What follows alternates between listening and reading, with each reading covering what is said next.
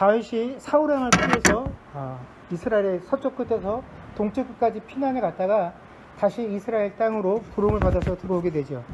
그래서 이스라엘의 남부 광야 지역에 숨어 살고 있었는데 마침 그곳에서 그일라라고 하는 지역에 블레셋 사람들이 침입을 해서 그곳에 있는 사람들이 약탈을 당했다라는 이야기를 듣게 됩니다.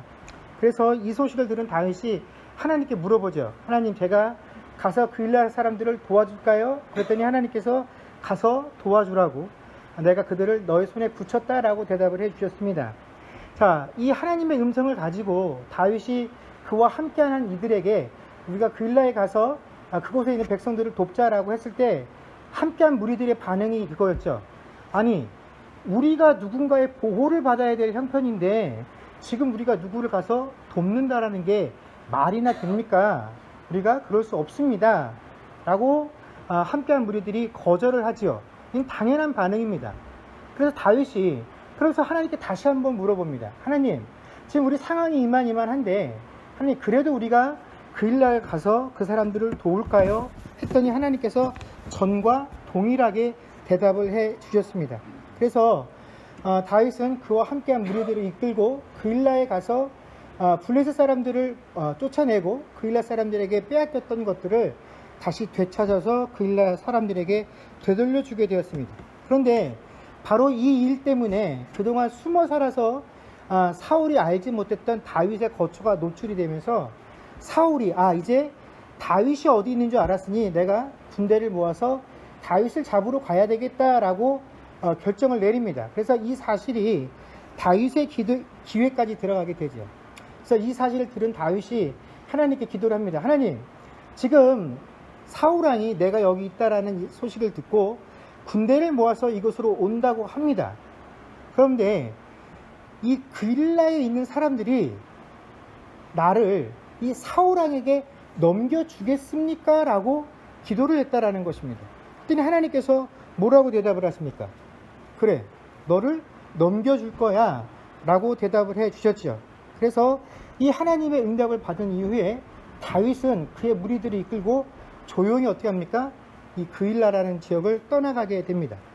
자, 우리가 이 짧은 사건 속에서 또 한 번 우리는 우리의 일반적인 그 상식이라든가 우리의 일반적인 이 신앙 감정으로는 도저히 이해하기 어려운 하나님의 일하심을 또 대면하게 됩니다.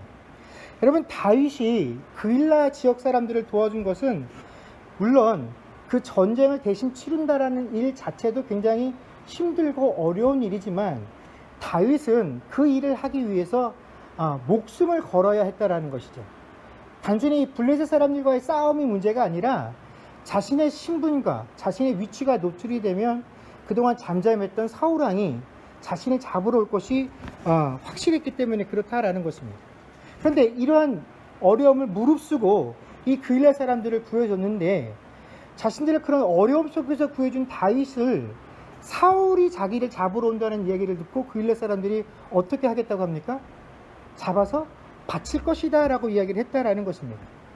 여러분, 은혜를 입은 사람이라고 한다면 할 수 없는 행동이죠. 그것도 뭐 1년 전에 혹은 몇 달 전에 있었던 일이 아니라 바로 엊그저께 그런 일이 있었음에도 불구하고 사울왕이 오면 이 그일라 주민들은 어김없이 다윗을 잡아서 사울왕에게 넘겨주겠다라고 하는 것입니다.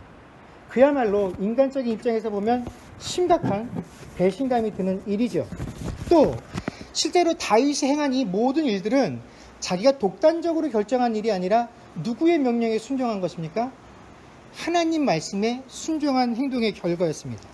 자, 우리가 하나님, 내가 하나님 말씀에 순종해서 이러한 결과를 만들어냈는데 이런 좋은 결과를 내가 사람들에게 줬음에도 불구하고 사람들은 내 열심과 내 공로를 잊어버리고 배신하고 나에게 악한 것으로 갚습니다 라고 생각이 들면 우리는 하나님께 어떻게 간구합니까? 하나님은 어떻게 해주셔야 된다라고 믿습니까?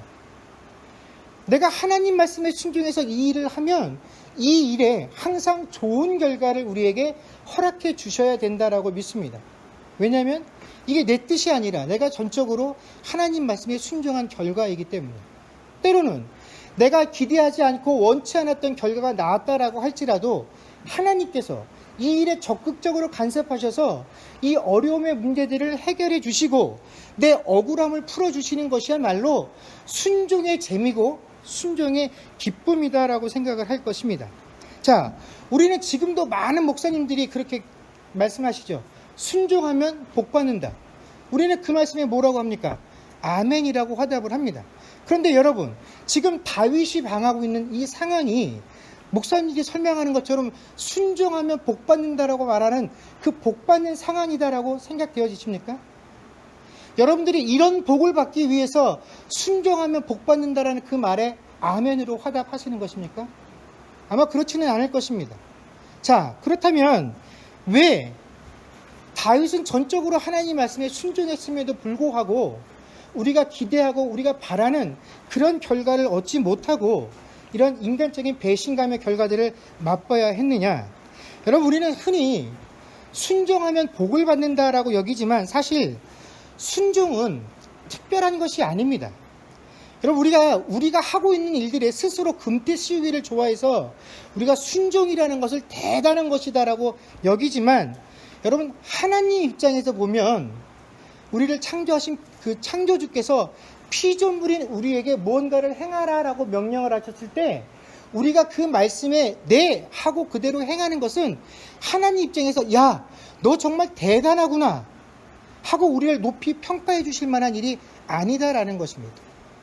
피조물인 너희가 내가 행하라고 한 일에 대해서 순종을 했으니 참 가치 있고 복되도다 하고서 그 일에 대해서 우리에게 칭찬을 해주시거나 더 큰 상을 주셔야 될 아무런 이유와 근거가 되지 않는다라는 것입니다. 여러분, 순종은 그냥 순종일 뿐입니다. 순종했기에 이런 복을 받았다라고 간증을 하시는 것은 여러분, 우리가 인간적인 표현의 한계상 내가 이런 하나님의 은혜와 복을 받고 사는 이유를 난 도무지 모르겠는데 굳이 이유를 찾자면 내가 그때 순종해서 그랬나 봐요 라고 우리가 표현들을 할 수 있을지는 모르나 그거는 결국은 모든 상황을 자기 위주로 생각해서 판단하는 인간들의 셈법인 것이지 하나님 입장에서는 네가 순종했으니까 내가 너에게 그런 복을 준 것이야 라는 셈법이 존재하지 않는다라는 것입니다. 굳이 따지자고 한다면 여러분, 순종은 뭡니까? 우리의 의무입니다. 의무는 행하지 않으면 제재를 받고 벌을 받는 것이지 의무를 행했다라고 해서 칭찬을 받지는 않는다라는 것입니다. 그렇기 때문에 순종이 항상 우리에게 좋은 결과, 내가 바라는 그런 기쁜 일만 생길 것이다라고 생각을 해서는 안 된다라는 것입니다. 자, 그러나 이런 사실들을 우리가 제대로 알지 못할 때 다윗이라고 해서 내가 목숨을 내어놓고 이런 위협 속에서도 너희들을 위해서 이렇게 애쓰고 수고해줬는데 우리에게 그 승리의 보상은 해주지 못할 망정 사울에게 팔아넘기겠다라는 그 이야기를 들었을 때 여러분, 다윗이라고 해서 분하고 속상한 마음이 없었겠습니까? 그럼에도 불구하고 다윗은 묵묵히 그 자리에서 물러나게 됩니다. 왜 그랬을까요? 여러분, 그일라로 향하고 또 그일라를 떠나는 이 모든 과정을 통해서 우리는 다윗에게서 한 가지 특징을 보게 됩니다. 그 특징이 뭐냐면 그는 누구의 말만 듣습니까? 하나님 말만 듣고 있다라는 것입니다. 여러분, 물론 하나님께서는 우리를 인도하실 때 일반적으로 우리가 가지고 있는 이 세상에 존재하는 경험과 지식들을 토대로 해서 우리에게 가르쳐 주시고 우리를 하나님이 원하시는 방향으로 인도해 가십니다. 그러나 지금처럼 이 다윗의 경우처럼 하나님의 인도하심과 또 내가 바라고 내가 열심을 낸 그 일의 결과, 그래서 그 결과로 내가 마땅히 바랄 만한 그런 유익이 서로 상충할 때에는 우리가 그런 상황 속에서도 온전히 하나님 뜻에만 순종한다라는 것은 순종이 우리에게 마땅한 것이다라는 사실을 알면에도 불구하고 결코 우리에게 쉽지 않다라는 것입니다. 자, 우리가 어떤 상황 속에서 이런 것을 잘 알 수 있냐면 우리가 내 인생에 어려움이 닥칠 때 혹은 어려움이 없다라고 할 때에도 우리는 하나님께 자주 이런 간구를 합니다. 하나님, 나에게 하나님의 뜻을 알려주십시오. 하나님의 뜻과 하나님의 비전을 알고 싶습니다. 이런 표현들을 자주 사용합니다. 여러분, 우리가 어떤 경우에 왜 이런 표현들을 사용합니까? 정말 우리가 하나님 뜻을 몰라서 이렇게 하나님 뜻을 구합니까? 아니죠. 우리가 하나님 뜻을 모르겠다라고 할 때는 어떤 경우입니까? 하나님 뜻은 분명히 알겠는데 그 하나님의 뜻과 나의 지금 현재 상황이 상충하기 때문에 하나님, 내가 그 하나님 뜻에 순종할 수가 없어요. 그러니 하나님, 나에게만은 예외가 되는 그런 상황을 허락해 주십시오. 하나님의 그 뜻에 노라고 대답하는 가장 고차원적인 표현이 뭐냐면 하나님 뜻을 구합니다라고 하는 것입니다. 여러분, 우리가 하나님 뜻을 모를 리가 없지 않습니까? 하나님이 이미 하나님 당신의 뜻을 완벽하고 분명하게 이 말씀 속에 계시하고 있기 때문에 우리는 이 성경 말씀을 벗어나서 더 이상 하나님의 뜻을 갈구할 게 없다라는 것입니다. 모른다고 우리가 하나님께 발뺌할 수 있는 것이 없다라는 것입니다. 문제는 이 분명하고 확고한 하나님의 뜻이 내 일반적인 상황에 와서 부딪혔을 때에는 다른 사람에게 순종하라고 말할 수 있는 그 일들이 나에게 쉽게 순종으로 다가오지 않는 것, 이것이 가장 큰 문제다라는 것입니다. 그렇기 때문에 우리가 하나님 앞에서 하나님, 내가 하나님의 뜻을 구합니다라고 말할 땐 하나님 안 돼요, 노라고 말하는 그 표현을 점잖게 표현하는 그런 뜻으로 사용되어서는 안 되는 것이 아니라 하나님, 그래요, 내가 하나님 뜻이 분명히 아는데 지금 내 상황이, 내가 처한 형편이 그 하나님 뜻을 받아들이기에는 너무 어렵고 힘이 듭니다. 그런데 하나님, 그래도 내가 하나님 당신의 백성으로서 당신의 뜻에 순종해야 한다는 것을 아니, 하나님, 내가 내 이 고집들을 꺾고 하나님 뜻에 순종하는 자가 되게 해주십시오. 내가 이 내 마음과 내 주관적인 생각들을 벗어버리고 하나님 당신의 시선을 갖는 자가 되게 해주십시오 라고 하는 간구가, 하나님, 내가 하나님 뜻을 구합니다 라고 하는 간구가 되어야 한다라는 것입니다. 여러분, 다윗이 모든 결정의 기준은 결코 자기 자신의 유익이나 자신이 원하는 방향이 아니라 갈 때에도 올 때도 모두 다 무엇의 뜻이었습니까? 하나님 뜻이었다라는 것입니다. 즉, 이 그일라를 구원하는 계획은 다윗의 뜻이 아니라 누구의 뜻이었다라는 것입니까? 하나님의 뜻이었다라는 것입니다. 그래서 이 그일라를 구원하려고 하는 하나님의 뜻과 계획 안에 다윗이 도구로 사용을 받은 것이고, 그 도구가 사용하는 용도가 끝났을 때에는 어떻게 하는 겁니까? 다 썼으니 도로 집어넣는 겁니다. 하나님께서 도로 집어넣으시겠다라고 하는데, 하나님, 나는 도로 들어갈 수 없어요.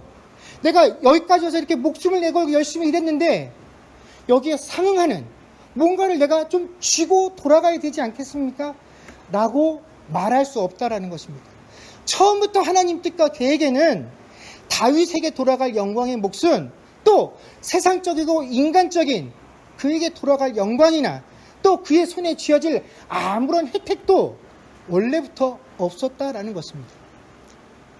다윗은 그일라 주민들이 자신을 사울왕에게 넘기겠다는 그 상황 속에서 그렇게 될 것이다라는 하나님의 뜻을 들으면서, 아, 내 역할은 여기까지로구나, 이제 여기서 퇴장하는 것이 하나님 당신의 뜻이고 나를 향한 하나님의 인도하심이다라고 한다면 내가 물러나는 것이 하나님 손에 붙들린 자의 마땅한 모습이다라고 여겼기 때문에, 하나님의 시선을 가졌기 때문에 그는 그 자리에서 묵묵히 물러날 수 있었다라는 것입니다.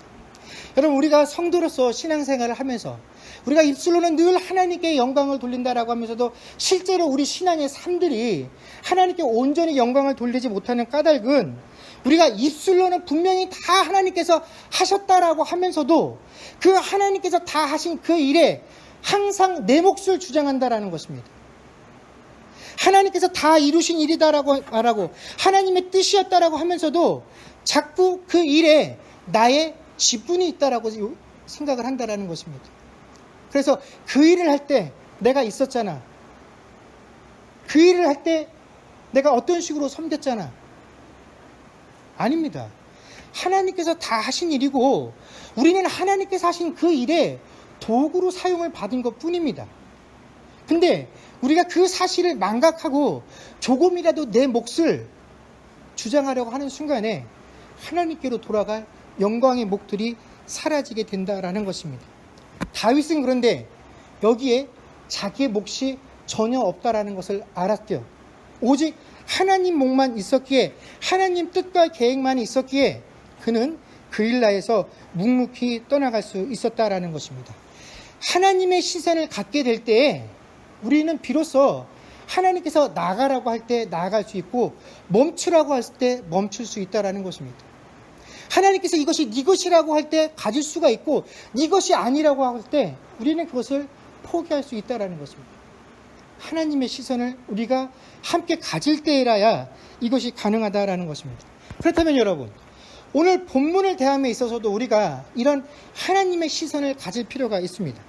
여러분이 오늘 본문 속에서 가장 중요한 사건이 무엇이겠습니까? 하나님이 오늘 본문 말씀을 통해서 우리에게 말씀하시고자 하는 것이 무엇이겠느냐 하는 것입니다. 한 가지 중요하고 핵심적인 사건은 바로 그일라를 구원하는 것, 이것이 하나님께서 오늘 하시고자 하는 모든 일이었다라는 것입니다. 여러분, 다윗에게 새로운 기회를 주고 모든 백성들에게 잊혀져 가고 있는 이 다윗을 다시금 이스라엘 역사 속에 등장시켜서 그가 한 일, 그라는 인물이 있었구나 하는 것들을 이스라엘 백성들에게 각인시키려고, 이 다윗을 위해서 하나님께서 이 일을 준비하신 것이 아니라 그일라 백성을 구원하기 위해서 하나님은 다윗을 그냥 도구와 조연으로 삼으신 것이다라는 것 뿐입니다. 그런데 만약에 다윗이 그 사실을 깨닫지 못하고 그곳에서 내가 주인 행세를 하고 내 지분을 주장하면서 그곳을 떠나가지 않고 그곳에 남아 있었다라고 한다면 여러분, 어떤 일이 벌어졌겠습니까?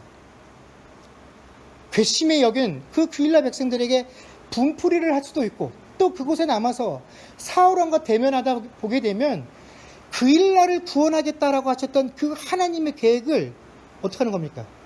다윗이 스스로 그 하나님의 계획을 망쳐버리는 그런 자가 되어지게 된다라는 것입니다.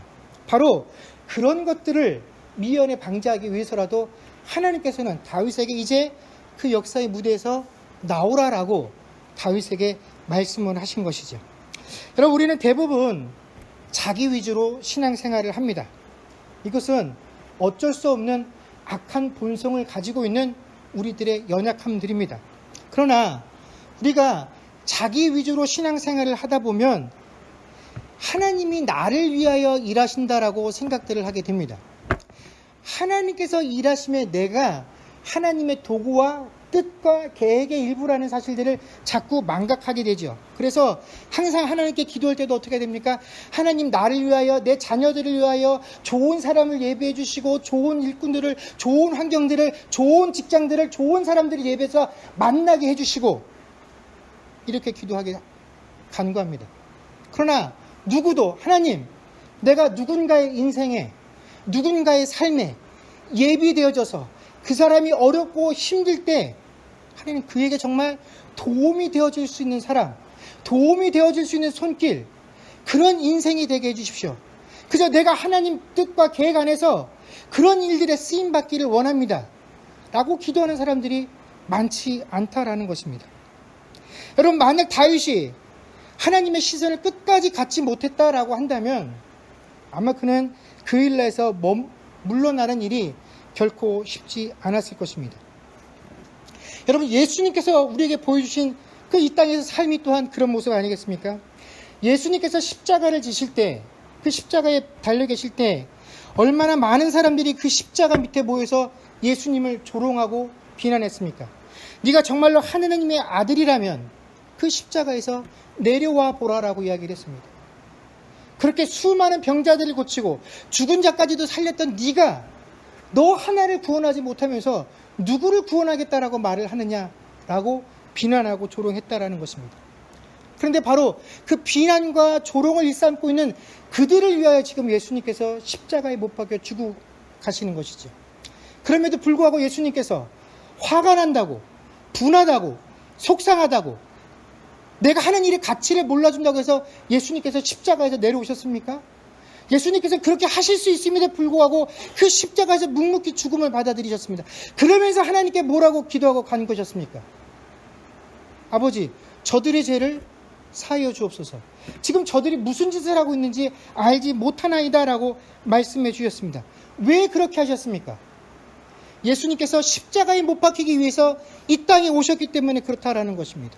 내가 십자가에 못 박히는 이 사건을 통해서 저들을 구원해야만 하나님의 구원 사역이 이루어지기 때문에 내 자존심 같은 건 필요 없고 하나님 뜻과 계획이 이루어지기 위해서 그 모든 멸시와 조롱을 십자가에서 그대로 고스란히 감당을 하셨다라는 것입니다. 하나님의 뜻과 계획이 방해되지 않도록 하기 위해서 예수님이 그것을 다 받아들이셨다라는 것이죠. 바로 다윗이 하나님의 시선을 갖고 있었기 때문에 그 일들을 할 수 있었다라는 것입니다. 여러분, 우리가 세상을 살아가면서 여러 가지 어려움들을 겪게 되고 여러 가지 배신과 환난들을 당하게 될 것입니다. 여러분, 그런데 우리가 그것을 계속 나 주관적인 시선들을 가지고 바라보게 되면 여러분, 결코 우리는 하나님 뜻에 순종할 수 없다라는 것입니다. 그러나 그 어려움 속에서도 우리가 하나님의 시선을 가지고 내 상황들과 내게 닥쳐오는 어려움과 환난들을 보게 되면 우리는 예수님처럼 이 다윗처럼 나를 위하여서가 아니라 하나님의 뜻을 위하여 우리의 어려움과 우리의 환난들을 감당하고 능히 남을 만한 일들을 할 수 있다라는 것입니다. 여러분, 그러나 실제로 보면 다윗은 이렇게 억울한 상황이 아니었다라는 것입니다. 여러분, 지금 다윗이 이곳에서 인간적인 배신감을 당해서 이 일들로 인해서 고민하고 또 좌절할 수도 있었을 것입니다. 그러나 지금 이 그일랏 땅에서 경험하고 있는 이 다윗의 인간적인 배신감은 그가 놉 땅에 있었던 사람들에게 한 행위에 비하면 사실은 별것도 아니죠. 여러분, 놉 땅에 가서 어떻게 했습니까? 자기 하나 살겠다라고 그곳에 있는 제사장들에게 거짓말을 했기 때문에 나중에 이 일이 발각이 되어서 제사장과 그 놉 땅에 있었던 어린아이들까지도 한 사람 남김없이 죽임을 당하게 되었다라는 것입니다. 그때 그 사람들이 다윗에게 배신감을 느끼며 죽었습니까? 그 아들 아비아달이 누구에게로 피신을 했습니까? 다윗에게로 피신을 했죠. 만약에 그가 다윗 너의 거짓말 때문에 우리가 이런 일을 당했다라고 생각했다라고 한다면 어떻게 다윗에게로 피신을 했겠습니까? 그러나 아비아달은 인간의 감정과 인간의 시선을 가지고 다윗을 대한 것이 아니라 하나님의 시선을 가지고 하나님께서 다윗을 통하여 어떻게 역사하실 것을 기대하고 다윗에게 하나님의 뜻이 담겨 있다는 것을 알았기 때문에 그에게로 왔다라는 것이죠. 다윗은 지금 이 그일라의 백성들이 자신에게 행하는 일들을 보면서 이 인간적인 배신감 속에서 무엇을 보게 됩니까? 내 허물을 보게 된다라는 것입니다. 그일라 백성들이 나에게 하는 것은 아무것도 아니지. 내가 놉 땅에서 그들에게 어떻게 했었던가. 내 거짓말 한마디로 인해서 그곳에 있는 모든 사람들이 억울하게 죽음을 당했으나 누구 한 사람도 자신을 향해서 원망의 말을 하지 않았다라는 것이죠. 그렇기 때문에 다윗은 하나님에게도 위로를 받고 또 그 그일라 백성들의 모습을 보면서 내가 지금 이 자리에 설 수 있었던 것이 얼마나 큰 하나님의 은혜인가. 내가 사실은 정죄받고 비난받아야 될 그런 사람이었는데 내가 하나님의 은혜로 이 자리에 서서 하나님의 도구로 쓰임을 받고 있구나 하는 사실을 깨닫게 되었다라는 것입니다. 여러분, 우리가 어려움과 환난과 인간적인 배신감 속에서 하나님의 시선을 갖게 되면 여러분, 그 나에게 배신감을 안겨주는 그 인물에게, 그 대상에게, 그 상황에서 우리는 무엇을 느끼게 되냐면 나의 죄를 보게 된다라는 것입니다. 나의 허물을 보게 된다라는 것입니다. 그래서 내가 지금 그럼에도 불구하고 하나님의 은혜로 여기에 서 있다라는 사실을 고백하게 된다라는 것이죠. 그러므로 우리가 이 땅에서 신앙생활하는 동안에 다른 사람의 허물들이 내 눈에 확실하게 보이면 여러분, 우리가 그 사실을 알아야 됩니다. 야, 저게 저 사람의 허물이야. 그게 아니라 지금 하나님께서 그 사람의 허물을 통해 누구를 지적하고 계시는 겁니까? 나를. 나에게도 그런 허물이 있음을, 그런 허물이 있었음에도 불구하고 하나님께서 은혜로 여전히 나를 품고 계신다라는 것을 말씀해 주시고자 합니다라는 것입니다. 그런데 다른 이의 허물을 보면서 마치 나는 그것과 상관없는 양 그 사람의 허물을 지적하고 있다라고 한다면 그것은 그 사람이 아직도 하나님의 은혜를 제대로 깨닫지 못하고 있다라는 것입니다. 바로 그런 하나님의 시선을 통하여 내가 하나님께 쓰임받는 도구일 뿐이지 내가 이 역사의 주체가 아니다라는 사실을 다시 한번 확인하게 돼요. 또 이 그 일날 백성들의 배신을 통해서 내가 정말로 하나님 앞에서 이런 배신을 행하는 자였음에도 불구하고 은혜로 서 있는 자로구나 하는 이 두 가지 은혜를 경험했기 때문에 그것을 기쁨으로 안고 그 일날을 떠날 수 있었다라는 것입니다. 여러분, 저희가 마찬가지입니다. 우리가 지금 이 자리에 서 있는 것도 바로 이 다윗과처럼 하나님께서 우리에게 베풀어 주신 전적인 은혜의 결과물이지, 우리가 무언가를 했기에, 하나님이 기뻐하실 만한 일들을 했기에, 순종을 했기에, 하나님을 위하여 일했기에 우리가 이것들을 누리며 사는 것이 결코 아니다라는 사실들을 알아야 할 것입니다. 여러분, 우리가 진정 하나님의 큰 은혜를 입은 자라는 사실을 우리가 무엇으로 알 수 있습니까? 그것은 우리가 하나님의 시선을 가지고 우리 형제자매들을 바라보고 이 교회를 바라보고 이 세상을 바라볼 수 있을 때에나야 우리는 비로소 하나님의 은혜를 가지고 있는 자라고 말할 수 있을 것입니다. 하나님의 시선을 갖는다라는 것은 단순히 하나님이 바라보시는 것을 바라본다라는 의미뿐만 아니라 우리가 무엇을 판단하고 무엇을 결정함에 있어서 늘 하나님과 같은 기준을 가지고 있어야 한다라는 것을 의미합니다.